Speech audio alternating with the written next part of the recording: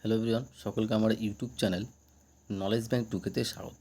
আজকে আমি ক্লাস 7-এর রায় মার্টিন অর্থাৎ প্রশ্নবিচিত্রার তৃতীয় পর্যায়ক্রমিক মূল্যায়নের যে কোশ্চেনগুলো আছে, যে স্কুলগুলো আছে, তার মধ্যে যে 5 নম্বর স্কুল বেহেলা হাই স্কুল, এই স্কুলে যে সমস্ত কোশ্চেনগুলো আছে সমস্ত কোশ্চেনের অ্যান্সার আমি এই ভিডিওর মাধ্যমে তোমাদের বলবো। তার আগে বলবো, তোমাদের চ্যানেল নতুন থাকলে চ্যানেলটিকে সাবস্ক্রাইব করে নিও এবং তার সাথে সাথে পাশে থাকা বেল আইকনটি ক্লিক করে নিও, যেন নেক্সট ভিডিও দিলে তোমরা সেই ভিডিওটার নোটিফিকেশন সঙ্গে সঙ্গে পেয়ে যাও। ভালো লাগলে অবশ্যই বন্ধুর সঙ্গে শেয়ার করবে এবং কমেন্ট করে জানাবে, ঠিক আছে? এবং তার সঙ্গে তোমাদের বলবো, যদি তোমরা পিডিএফ নিতে চাও ক্লাস 7-এর হিস্ট্রি, জিওগ্রাফি এবং সায়েন্স তিনটা সাবজেক্ট পিডিএফ নিতে চাও, তাহলে আমার এই দেওয়া হোয়াটসঅ্যাপ নম্বরে যোগাযোগ করতে পারো, ঠিক আছে? হোয়াটসঅ্যাপ নম্বর হচ্ছে 8145150357, ঠিক আছে? প্রশ্নবিচিত্রা সমাধান 2026 27 না, ঠিক আছে? কী বলতো 2026-এর যে প্রশ্নবিচিত্রা আছে তার যে তৃতীয় পর্যায়ক্রমিক মূল্যায়নের যে স্কুলগুলো আছে তার মধ্যে যে 5 নম্বর স্কুল সেটা হচ্ছে বেহালা হাই স্কুল। এই স্কুলে সমস্ত কোশ্চিন অ্যান্সার আলোচনা করব, ঠিক আছে? আগের ক্লাসগুলোতে আমার 1 থেকে 4টা স্কুল কমপ্লিট হয়ে গেছে, তোমরা কিন্তু প্লেলিস্টে গিয়ে সেইগুলোর অ্যান্সারগুলো দেখতে পারো। এবং পিডিএফ নিলে তোমরা আমার হোয়াটসঅ্যাপ নম্বরে যোগাযোগ করতে পারো। হোয়াটসঅ্যাপ নম্বর হচ্ছে 8145150357, ঠিক আছে? সেই পিডিএফগুলোর জন্য সে একটা ন্যূনতম মূল্য রেখেছে, সেই ন্যূনতম মূল্য দিয়ে তোমরা পিডিএফগুলো কালেক্ট করতে পারো, ঠিক আছে? হিস্ট্রি, জিওগ্রাফি এবং সায়েন্স পিডিএফগুলো কীরকম থাকবে সেটা ভিডিওর মাধ্যমে তোমরা কিন্তু দেখতে পাবে। যে ভিডিওর মাধ্যমে যেটা পিডিএফ দেখতে পাবে সেই পিডিএফগুলো কিন্তু থাকবে। এইভাবে কিন্তু প্রত্যেকটা সাবজেক্টের প্রত্যেকটা স্কুলের প্রত্যেকটা কোশ্চেনের অ্যান্সার কিন্তু তোমরা পাবে। ওকে, আশা করছি বুঝাতে পেরেছি। এবার আসি আমরা কোশ্চেনগুলো নিয়ে। এই 5 নম্বর স্কুলের দুটো পার্ট আছে, একটা হচ্ছে ফিজিক্যাল সায়েন্স পার্ট, একটা হচ্ছে লাইফ সায়েন্সের পার্ট। প্রথমে আমরা ফিজিক্যাল সায়েন্সের যে কোশ্চেনগুলো আছে সেই কোশ্চেনগুলো নিয়ে আলোচনা করব। প্রথমে দেখো বলেছে সঠিক উত্তরটি নির্বাচন করো, ঠিক আছে? সঠিক উত্তরটি নির্বাচন করো। প্রথম যে কোশ্চেনটা বলেছে যে পদার্থের কঠিন অবস্থা থেকে তরলে পরিণত হওয়ার ঘটনাকে কী বলা হয়?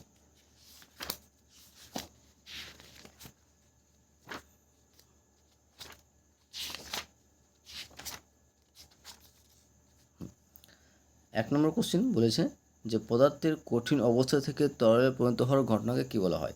যে পদার্থের কঠিন অবস্থা থেকে তরলে পরিণত হওয়ার ঘটনাকে বলা হয় গলন। তাহলে সঠিক যেটা অ্যান্সার হবে সেটা হচ্ছে কী বলতো, অপশন বি, গলন। নেক্সট কোশ্চেন বলেছে যে বৈদ্যুতিক পাখার গতি হলো ড্যাশ।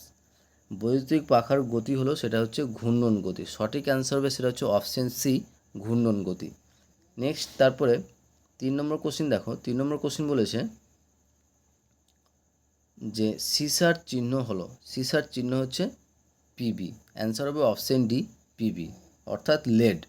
নেক্সট 4 নম্বর যে বেগ বৃদ্ধির হারকে কী বলা হয়? বেগ বৃদ্ধির হারকে বলা হয় ত্বরণ। সঠিক অ্যান্সার হবে অপশন বি, ত্বরণ, ঠিক আছে? যে বেগ বৃদ্ধির হারকে কী বলা হয়? ত্বরণ বলা হয়। 5 নম্বর কোশ্চেন দেখো। 5 নম্বর কোশ্চেন বলেছে যে আলোকরশ্মি লঘু মাধ্যম থেকে ঘন মাধ্যমে প্রবেশ করলে প্রতিসরণ কোণ আপতন কোণ অপেক্ষা কী হবে? যে আলোকরশ্মি লঘু মাধ্যম থেকে ঘন মাধ্যমে প্রবেশ করলে প্রতিসরণ কোণ আপতন কোণ অপেক্ষা কী হবে? সেটা ছোট হবে। সঠিক যেটা অ্যান্সার হবে সেটা হচ্ছে অপশন এ, ছোট হয়। নেক্সট 6 নম্বর কোশ্চেন বলেছে যে একটি দ্রবণের পিএইচের মান 5.4 হলে দ্রবণটির প্রকৃতি কী হবে? একটি দ্রবণের পিএইচের মান যদি 5.4 হয় তাহলে দ্রবণটির প্রকৃতিটা কীরকম হবে? অ্যান্সার হবে আম্লিক হবে। অ্যান্সার হচ্ছে কত? Option B, আম্লিক। কী বলতো? আম্লিক হবে। নেক্সট 7 নম্বর যে ক্যালসিয়াম কার্বনেটকে উত্তপ্ত করলে যে গ্যাস পাওয়া যায়, উত্তপ্ত করলে যে গ্যাস পাওয়া যাবে সেটা হচ্ছে কার্বন ডাই অক্সাইড। অ্যান্সার হবে option C, carbon die oxide. তারপরে নেক্সট 8 নম্বর কোশ্চিন বলেছে যে মেরুদণ্ডের হাড় বেঁকে যায় যার জন্য সেটি হলো সেটা হচ্ছে তোমার ক্যাডমিয়াম। অ্যান্সার হবে অপশন সি, ক্যাডমিয়াম। তারপরে নেক্সট 9 নম্বর কোশ্চিন, যে একটা সমীকরণ দেওয়া আছে, একটা বিক্রিয়া দেওয়া আছে, সে বিক্রিয়াটি হলো কি? সে বিক্রিয়াটি কীরকম বিক্রিয়া? ঠিক আছে, অ্যান্সার হবে প্রতিস্থাপন বিক্রিয়া। সঠিক অ্যান্সার হবে অপশন টি, প্রতিস্থাপন বিক্রিয়া। ওকে। নেক্সট 10 নম্বর যে কার্য ডব্লু, বল এফ এবং সরণ যদি ডি হয় তাহলে প্রদত্ত কোন সম্পর্কটি সঠিক? তো সঠিক যে সম্পর্কটা হবে সেটা হচ্ছে option A, F is equal to W by D, বা আমরা কি জানি ডব্লিউ ইজিক্যাল টু কার্য ইজিক্যাল টু কি এফ ইন্টু ডি। তাহলে এখান থেকে যদি এফ সমান বের করতে হয় তাহলে এফ সমান পেয়ে যাবে কত, ডব্লিউ বাই ডি। তাহলে সঠিক যেটা অ্যান্সার হবে সেটা হচ্ছে option A, F is equal to W by D. Next 11 নম্বর কোশ্চিন, যে ঘষা কাজ হলো, ঘষা কাজ হলো একটা কী বলতো ঈষৎ স্বচ্ছ মাধ্যম। অ্যান্সার হবে অপশান সি, ঈষৎ স্বচ্ছ মাধ্যম। ঘষা কাজ হলো ঈষৎ স্বচ্ছ মাধ্যম। তারপরে নেক্সট 12 নম্বর কোশ্চিন, যে ছড়ে যাওয়া বা কেটে যাওয়াতে ডাক্তারবাবুরা যে ধরনের ওষুধের নাম বলে তা হলো কেটে যাওয়া, ছড়ে যাওয়া বা তোমার কেটে যাওয়াতে ডাক্তারবাবুরা যে ধরনের ওষুধ নাম করে, যে ওষুধের নাম বলেন সেটা হচ্ছে অ্যান্টিসেপটিক। অ্যান্সার হবে অপশান বি, অ্যান্টিসেপটিক। কী বলতো, অ্যান্টিসেপটিক। অ্যান্সার হবে অপশান বি। তারপরে নেক্সট ওটা ছিল আমাদের এক দাগের সঠিক উত্তর নির্বাচন করা হয়ে গেল, কমপ্লিট। এবার আসবো আমরা 2 দাগের যে কোশ্চেনগুলো আছে 2 মার্কের, সেই কোশ্চেনগুলো আলোচনা করব। তার আগে বলবো তোমাদের চ্যানেল নতুন থাকলে চ্যানেলটিকে সাবস্ক্রাইব করে নিও এবং তার সাথে সাথে পাশে থাকা বেল আইকনটি ক্লিক করে নিও, যেন নেক্সট ভিডিও দিলে তোমরা সেই ভিডিওটার নোটিফিকেশন সঙ্গে সঙ্গে পেয়ে যাও। ভালো লাগলে অবশ্যই বন্ধুর সঙ্গে শেয়ার করবে এবং কমেন্ট করে জানাবে। এবং যদি পিডিএফ নিতে চাও তাহলে আমার এই দেওয়া হোয়াটসঅ্যাপ নম্বরে যোগাযোগ করতে পারো। হোয়াটসঅ্যাপ নম্বর হচ্ছে 8145150357। ওকে, এর জন্য একটা ন্যূনতম মূল্য রাখা হয়েছে, সেই ন্যূনতম মূল্য দিয়ে তোমরা পিডিএফগুলো কালেক্ট করতে পারো। পিডিএফ তোমরা ক্লাস 7-এর হিস্ট্রি, জিওগ্রাফি এবং সায়েন্স এর 3টা সাবজেক্টে কিন্তু পিডিএফ তোমরা পেয়ে যাবে, ঠিক আছে। আর পিডিএফ থাকবে, যেটা পিডিএফটা দেখতে পাচ্ছ এরকমই কিন্তু পিডিএফ থাকবে প্রত্যেকটা সাবজেক্টেরই, প্রত্যেকটা স্কুলের প্রত্যেকটা কোশ্চিন থাকবে। ওকে, 1 মার্ক থেকে 3-4 মার্কের সমস্ত কোশ্চিনের আনসার কিন্তু থাকবে, ঠিক আছে। তো এবার আসছি আমরা 2 দাগের কোশ্চিন, বলেছে অতি সংক্ষিপ্ত উত্তর দাও, ঠিক আছে। 1 মার্কের কোশ্চিন এগুলো।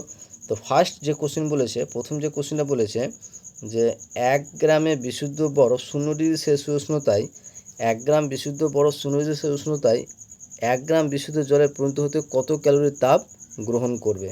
সঠিক যেটা অ্যান্সার সেটা হচ্ছে 80 ক্যালোরি তাপ পরিবহন করবে বা গ্রহণ করবে। Next very very important question, যে কার্যের এসআই একক কী।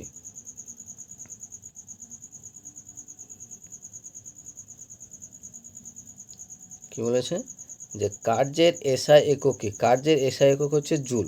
সঠিক অ্যান্সার হবে কী বলতো, জুল। তারপরে বলেছে যে ভিনিগারে কোন জৈব অ্যাসিড থাকে। ভিনিগারে কোন জৈব অ্যাসিড থাকে, সেটা হচ্ছে অ্যাসিটিক অ্যাসিড, অর্থাৎ CH3COOH।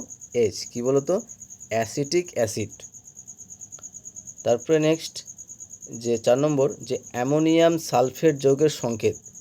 অ্যামোনিয়াম সালফেট যৌগের সংকেত হচ্ছে NH4 2SO4। NH4 2SO4 এটা হচ্ছে অ্যামোনিয়াম সালফেট যৌগের সংকেত। নেক্সট 5 নম্বর কোশ্চেন বলেছে ঠিক অথবা ভুল লিখুন। তো ক্রিয়া ও প্রতিক্রিয়া একই বস্তুতে প্রযুক্ত হয়, এটা ভুল হবে, মিথ্যা হবে। ক্রিয়া এবং প্রতিক্রিয়া একই বস্তুতে প্রযুক্ত হয় না, সেটা ভিন্ন ভিন্ন বস্তুতে প্রযুক্ত হয় বা দুটি ভিন্ন বস্তুর উপর কাজ করে।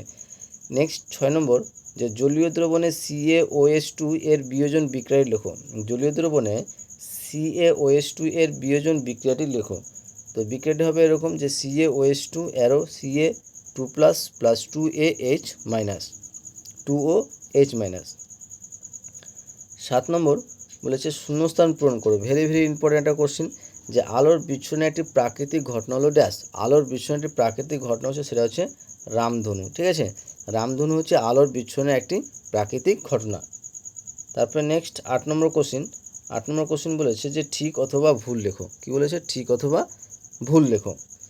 যে কঠিন NaCl যৌগের মধ্যে অণুর কোনো অস্তিত্ব নেই। কঠিন NaCl যৌগের মধ্যে অণুর কোনো অস্তিত্ব নেই, এটা কী হবে, ঠিক, সঠিক হবে। ওকে, তারপরে আছে তোমার 3 দাগের বাম স্তম্ভের সঙ্গে ডান স্তম্ভ মিলিয়ে লেখো। তো প্রথম যেটা 1 নম্বর আছে বলছে সংশ্লেষিত পদার্থ, এরা সঠিক যেটা অ্যান্সার সেটা হচ্ছে অপশন সি, প্লাস্টিক। তারপর হচ্ছে নির্দেশক হবে অপশন ডি, ফেনলপ্যাথিলন। তারপর হচ্ছে তোমার 3 নম্বর মিউরেটিক অ্যাসিড, এটা হবে অপশন এ, HClটা হচ্ছে মিউরেটিক অ্যাসিড বা হাইড্রোক্লোরিক অ্যাসিড। তারপর লাস্ট হচ্ছে কীটনাশক, এটা অ্যান্সার হবে অপশন বি, অল্ড্রিন। ওকে, এখানে পাশে দেখবে এখানে কিন্তু অপশানগুলো ঠিকঠাকভাবে দেওয়া আছে। ওকে, এবার আসছি আমরা 4 দাগের যে কোশ্চেনগুলো আছে সেগুলো নিয়ে। 4 দাগের ফার্স্ট যে কোশ্চেন আছে দেখো, 4 দাগে বলেছে যে একটি বা দুটি বাক্যে উত্তর দাও, 2 মার্কের।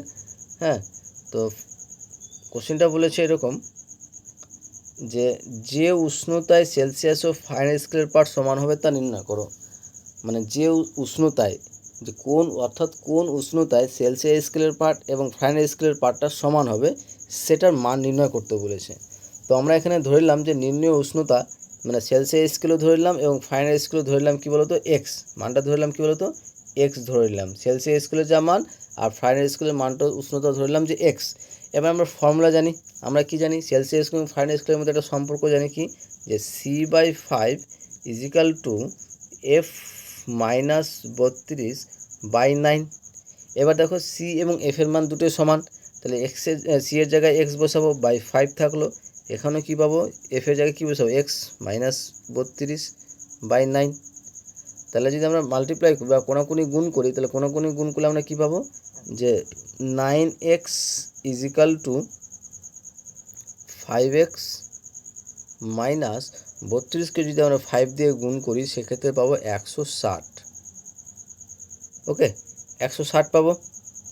তাহলে এই 5xটা যদি সমান এরপর নিয়ে চলে আসে তাহলে কী হয়ে যাবে 4x হয়ে যাবে। তাহলে 4x ইজিক্যাল টু কী পাবো মাইনাস 160। তাহলে এক্স ইজিক্যাল টু কী পাবো 160/4, কাটাকাটি করলে আমরা কী পাবো মাইনাস 40°C। তাহলে সঠিক যেটা অ্যান্সার হবে সেটা হচ্ছে মাইনাস 40°C। অতএব মাইনাস 40°C উষ্ণতায় উভয় স্কেলের পার্টটা কী হবে সমান হবে। অঙ্কটা এখানে সুন্দরভাবে করে দেওয়া আছে, তোমরা দেখে নেবে। তাহলে কি বুঝতে পারলে, যে উষ্ণতায় যে কোন উষ্ণতায় সেলসিয়াস ও ফারেনহাইট স্কেলের পার্ট সমান হবে সেটা হচ্ছে মাইনাস 40°C উষ্ণতায় উভয় স্কেলের পার্টটা কী হবে সমান হবে। 2 নম্বর কোশ্চেন বলেছে যে সাইকেল চালানোর সময় প্যাডেল করা বন্ধ করলেও সাইকেল সঙ্গে সঙ্গে থামে না কেন। যে আমরা যে সাইকেলটা চালাই সেই সাইকেলটা দেখবে যে আমরা প্যাডেল করতে করতে যদি হঠাৎ বন্ধ করে দিই কিন্তু সাইকেলটা হঠাৎ সঙ্গে সঙ্গে দাঁড়ায় না, ঠিক আছে, ব্রেক চাপি তারপরে দাঁড়ায়, তো হঠাৎ করে থামে না কেন, চলতে থাকে কেন কিছুক্ষণ। তার কারণটা কি, যে গতিজাড্যের কারণে কিন্তু সাইকেলের সঙ্গে সঙ্গে থামে না। মেন কারণ হচ্ছে গতিজাড্যের জন্য সাইকেলটা কিন্তু সঙ্গে সঙ্গে থামে না। প্যাডেল করা বন্ধ করলেও গতিজাড্যের জন্য সাইকেলের চাকা তার গতির অবস্থাকে বজায় রাখতে চায়। যে সাইকেলের প্যাডেলটা আমরা যদি বন্ধ করে দিই তবুও সাইকেলটা চলতে থাকবে, কারণ যে সাইকেলটা তার যে গতিটা ছিল সেই গতিটাকে সে বজায় রাখার জন্য সাইকেলটা কিন্তু সঙ্গে সঙ্গে বন্ধ হয়ে যায় না। নেক্সট কোশ্চেন 3 নম্বর, যে বর্ষাকালে নুনের ভিজে ওঠার জন্য যে দুটি যৌগ দায়ী তাদের নাম ও সংকেত লেখো। বর্ষাকালে নুনের ভিজে ওঠার জন্য যে দুটি যৌগ দায়ী তাদের নাম ও সংকেত। একটা হচ্ছে তোমার ম্যাগনেসিয়াম ক্লোরাইড, তার সংকেত হচ্ছে MgCl2, আর একটা হচ্ছে ক্যালসিয়াম ক্লোরাইড CaCl2। এইগুলো হচ্ছে বায়ু থেকে জলীয় বাষ্প শোষণ করে নুনকে ভিজিয়ে দেয়। তাহলে যে দুটো যৌগ হয় তাদের সেটা হচ্ছে তোমার একটা হচ্ছে ম্যাগনেসিয়াম ক্লোরাইড যার সংকেত হচ্ছে MgCl2, আর একটা হচ্ছে ক্যালসিয়াম ক্লোরাইড যার সংকেত হচ্ছে CaCl2। নেক্সট তারপরে বলেছে যে প্রদত্ত রাসায়নিক সমীকরণগুলির সমতা বিধান করো। ঠিক আছে, সমতা বিধান মানে যে উভয় পক্ষে কী করতে হবে সমান সংখ্যক পরমাণু থাকতে হবে। তো প্রথম যেটা তোমার এটা দেওয়া আছে, যে প্রথম যে কি বিক্রিয়াটা দেওয়া আছে যে KClO3 arrow KCl plus O2। এবার আমাকে পরমাণুগুলো মিলাতে হবে। তো এখানে দেখো তোমার পটাশিয়ামের কেটা আছে একটা, এখানেও একটা আছে, তাহলে এটা নিয়ে কোনো চাপ নেই। এখানে Cl একটা আছে, এখানেও Cl একটা আছে, এটাও নিয়ে চাপ নেই। কিন্তু এখানে O কটা আছে 3টা আছে, তাহলে আমার এখানে O কটা আছে 2টা আছে, তাহলে সেম হচ্ছে না, মেল খাচ্ছে না। তাহলে কী করতে হবে, তাহলে এখানে আমার যেহেতু O 3টা আছে, তাহলে তোমরা যদি আমরা এখানে 3 গুণ করে দিই তাহলে 3 গুণ করলে আমরা ও কটা পেয়ে যাবো 6টা হয়ে যাবে, 3 2 6 6টা হয়ে যাবে। কিন্তু এখানেও আমার ও 6টা দরকার, তাহলে কী করতে হবে, তাহলে এখানে আমরা একটা 2 দিয়ে গুণ করে দিচ্ছি। তাহলে এখানে যখন 2 দিয়ে গুণ করলাম যে ও তো 6 পেয়ে গেলাম, 6টা পেয়ে গেলাম, কিন্তু দেখো 2টা কে পেলাম, 2টা Cl পেলাম। তাহলে কি এখানে যদি আমরা 2 গুণ করি তাহলে কি 2টা কে 2টা Cl পেয়ে যাবো। তাহলে সঠিক সমতা বিধান হয়ে যাবে এরকম যে 2KClO3 arrow 2KCl plus 3O2। ঠিক আছে, এখানে উত্তরটা দেওয়া আছে, তোমরা দেখে নেবে। একই রকমভাবে সেটাই করবে দ্বিতীয়টাও। দেখো দ্বিতীয়টা হবে তোমার কী বলতো CH4 plus 2O2 arrow CO2 plus 2H2O। দেখবে পরমাণুগুলো ঠিক মিল খেয়ে যাচ্ছে। ওকে, তারপরে বলেছে যে নিয়মিত ও বিক্ষিপ্ত প্রতিফলনের মধ্যে দুটি পার্থক্য লেখো। নিয়মিত এবং বিক্ষিপ্ত প্রতিফলনের মধ্যে দুটি পার্থক্য। তো 1 নম্বর যে নিয়মিত প্রতিফলন মসৃণ হলে মসৃণ তলে ঘটে, নিয়মিত প্রতিফলনটা মসৃণ তলে ঘটে কিন্তু বিক্ষিপ্ত প্রতিফলন অসমান তলে ঘটে। আর 2 নম্বর হচ্ছে নিয়মিত প্রতিফলিত রশ্মিগুলি সমান্তরাল থাকে এবং প্রতিবিম্ব গঠিত হয়, কিন্তু বিক্ষিপ্ত প্রতিফলিত রশ্মিগুলি চারদিকে ছড়িয়ে পড়ে এবং স্পষ্ট প্রতিবিম্ব গঠিত হয় না। তোমরা কিন্তু ছক আকারেও লিখতে পারো। নেক্সট 6 নম্বর কোশ্চেন বলেছে যে সাবান তৈরি হয় কিভাবে এবং সাবান ও ডিটারজেন্টের মধ্যে কোনটি বেশি কার্যকরী সেটা লিখতে বলেছে। তো সাবান তৈরি হয় কিভাবে, যে উদ্ভিদজাত তেল বা প্রাণীজ চর্বির সঙ্গে কস্টিক সোডা বা কস্টিক পটাশ মিশিয়ে উত্তপ্ত করলে সাবান তৈরি হয়। উদ্ভিদজাত তেল বা প্রাণীজ চর্বির সঙ্গে যদি আমরা কস্টিক সোডা বা কস্টিক পটাশ যদি আমরা মেশাই তাহলে সেক্ষেত্রে কিন্তু মিশিয়ে উত্তপ্ত করলে সেক্ষেত্রে কিন্তু সাবান তৈরি হয়। তো কঠিন জলে সাবানের চেয়ে ডিটারজেন্ট বেশি কার্যকরী হয়। কঠিন জলেও সাবানের চেয়ে ডিটারজেন্টটা কী বলতো বেশি কার্যকরী হয়। ওকে, এই ছিল আমাদের 4 দাগের কোশ্চেন অ্যান্সার। 5 দাগের যে কোশ্চেনগুলো আছে 3 মার্কের, সেই কোশ্চেনগুলো নেওয়ার জন্য তোমরা অবশ্যই আমার এই দেওয়া হোয়াটসঅ্যাপ নম্বরে যোগাযোগ করতে পারো। হোয়াটসঅ্যাপ নম্বর হচ্ছে 8145150357। ঠিক আছে, ন্যূনতম একটা মূল্য, সেখানে পিডিএফে তোমরা কিন্তু প্রত্যেকটা কোশ্চেন অ্যান্সার পাবে। ঠিক আছে, তাহলে পিডিএফ নিতে গেলে এই দেওয়ার হোয়াটসঅ্যাপ নম্বরে যোগাযোগ করতে পারো। কীভাবে পেমেন্ট করবে সেখানে আমরা সেই হোয়াটসঅ্যাপের মাধ্যমে তোমাদেরকে বলে দেবো। ওকে, তো 5 দাগের যে কোশ্চেনগুলো আছে সেগুলো আমি বলছি না। সেকেন্ড যে পার্ট আছে লাইফ সায়েন্সের 5 দাগের কোশ্চেনগুলো এরকমভাবে থাকবে। সেকেন্ড যে পার্টটা আছে তোমার লাইফ সায়েন্সের যে কোশ্চেনগুলো আছে সেই কোশ্চেনগুলো আলোচনা করব। তার আগে বলবো তোমাদের চ্যানেল নতুন থাকলে চ্যানেলটিকে সাবস্ক্রাইব করে নিও এবং তার সাথে সাথে পাশে থাকা বেল আইকনটা ক্লিক করে নিও, যেন নেক্সট ভিডিও দিলে তোমরা সেই ভিডিওটার নোটিফিকেশন সঙ্গে সঙ্গে পেয়ে যাও। এবং ভালো লাগলে অবশ্যই বন্ধুর সঙ্গে শেয়ার করবে এবং কমেন্ট করে জানাবে। তো ফার্স্ট যে কোশ্চেন বলেছে দেখো, সঠিক উত্তরটি নির্বাচন করো। প্রথম 1 নম্বর যে কোনো খনিজ মৌল মানসিক বৃদ্ধি ও বুদ্ধি নিয়ন্ত্রণ করে। কোন খনিজ মৌল মানসিক বৃদ্ধি ও বুদ্ধি নিয়ন্ত্রণ করে? অ্যান্সার হবে আয়োডিন। সঠিক অ্যান্সার হবে অপশন সি, আয়োডিন। নেক্সট 2 নম্বর যে 1 লিটার জলে আর্সেনিকের সর্বোচ্চ মাত্রা হলো। 1 লিটার জলে আর্সেনিকের সর্বোচ্চ মাত্রা কত? অ্যান্সার হবে অপশন বি, 0.05 mg।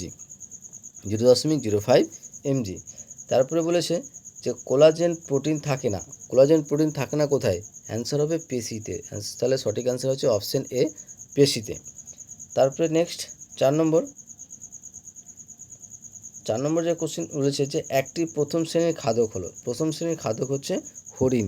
এখানে অপশানগুলোর মধ্যে সবথেকে যে প্রথম শ্রেণীর খাদক সেটা হচ্ছে হরিণ। অ্যান্সার হবে অপশান সি। তারপর বলছে ভারতের একটি লুপ্তপ্রায় প্রাণীর হলো। অ্যান্সার হবে একশৃঙ্গ গন্ডার। ভেরি ইম্পর্টেন্ট একটা কোশ্চেন, যে ভারতের একটি লুপ্তপ্রায় প্রাণী হলো সেটা হচ্ছে একশৃঙ্গ গন্ডার। অ্যান্সার হবে অপশান ডি। তারপরে কি বলেছে পোলিও রোগ সৃষ্টিকারী একটি জীবাণু হলো। পোলিও রোগ সৃষ্টিকারী জীবাণুটা হচ্ছে ভাইরাস। অ্যান্সার হবে অপশান বি, ভাইরাস। তারপরে 7 নম্বর যে প্রদত্ত কোনটি মেগা বায়োডাইভার্সিটি নেশন নয়?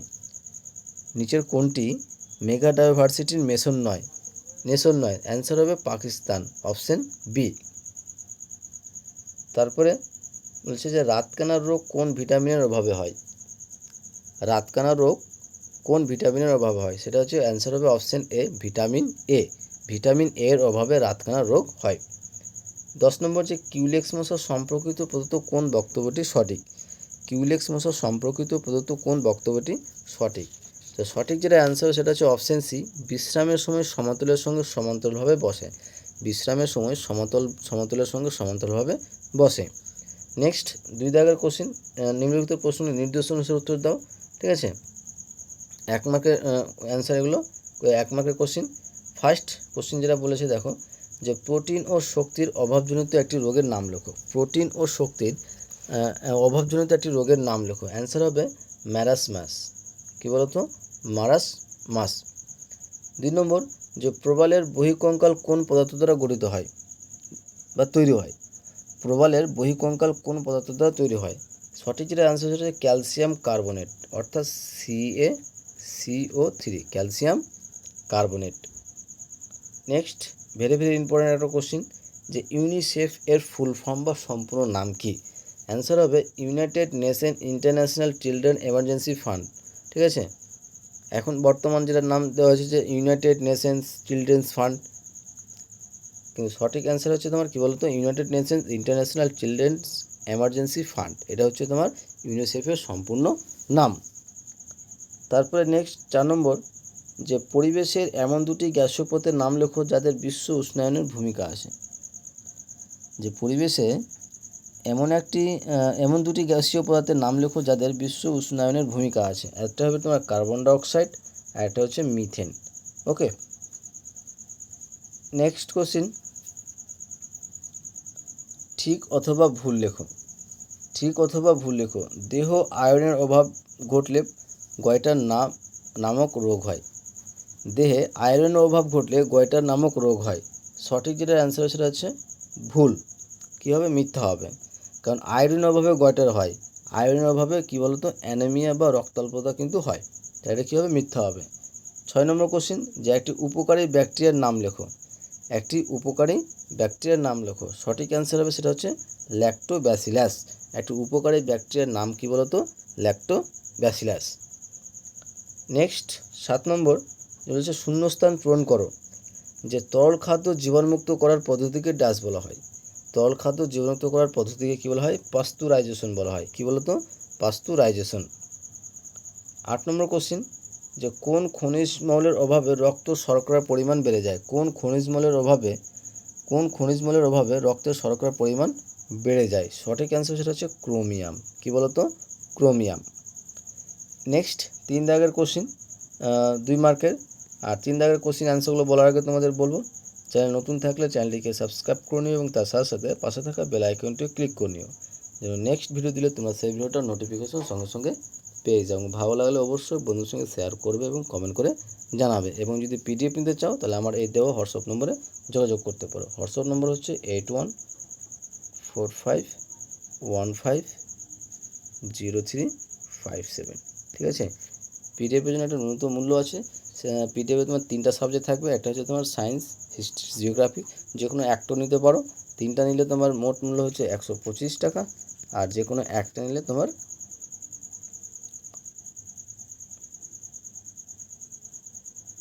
45 রুপিস। ওকে,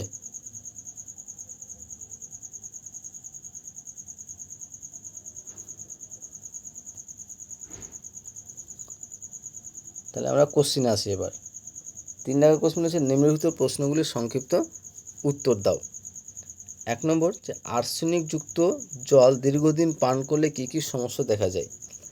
আর্সেনিকযুক্ত জল দীর্ঘদিন পান করলে কী কী সমস্যা দেখা দেয়? 1 নম্বর, যে হাতে ও পায়ে কালো ছোপ ছোপ দাগ বা ব্ল্যাকফুট ডিজিট হয়।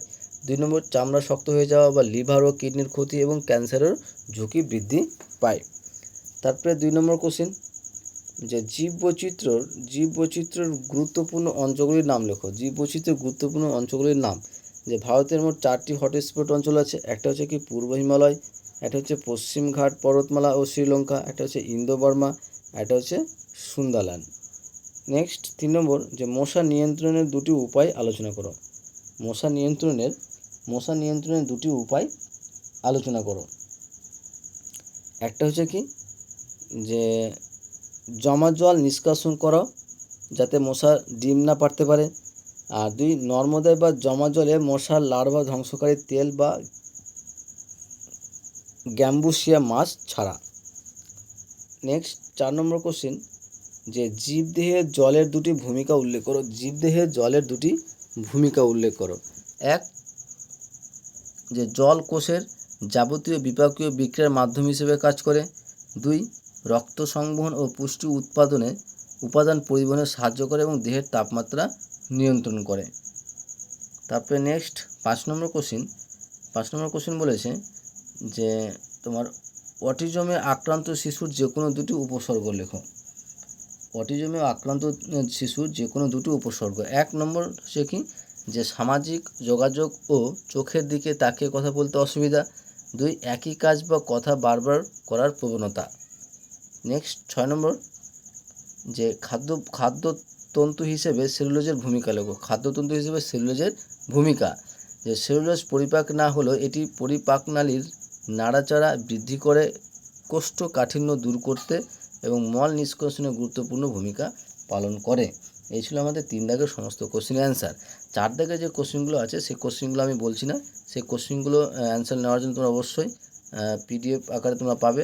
তার জন্য তোমাদের কী করতে হবে আমার এই দেওয়া হোয়াটসঅ্যাপ নম্বরে যোগাযোগ করতে। হোয়াটসঅ্যাপ নম্বর হচ্ছে 8145150357। ঠিক আছে, এর জন্য একটা ন্যূনতম মূল্য আছে, সেই ন্যূনতম মূল্য দিয়ে তোমরা পিডিএফগুলো কালেক্ট করতে পারো। ওকে, এবং শেষে তোমাদের বলবো অবশ্যই চ্যানেল নতুন থাকলে চ্যানেলটিকে সাবস্ক্রাইব করে নিও এবং তার সাথে সাথে পাশে থাকা বেল আইকনটি ক্লিক করে নিও, যেন পরের ভিডিও দিলে তোমরা সেই ভিডিওটার নোটিফিকেশন সঙ্গে সঙ্গে পেয়ে যাও। আশা করছি তোমাদের ভিডিওটা ভালো লেগেছে। ওকে, থ্যাংক ইউ ভিডিওটা দেখার জন্য।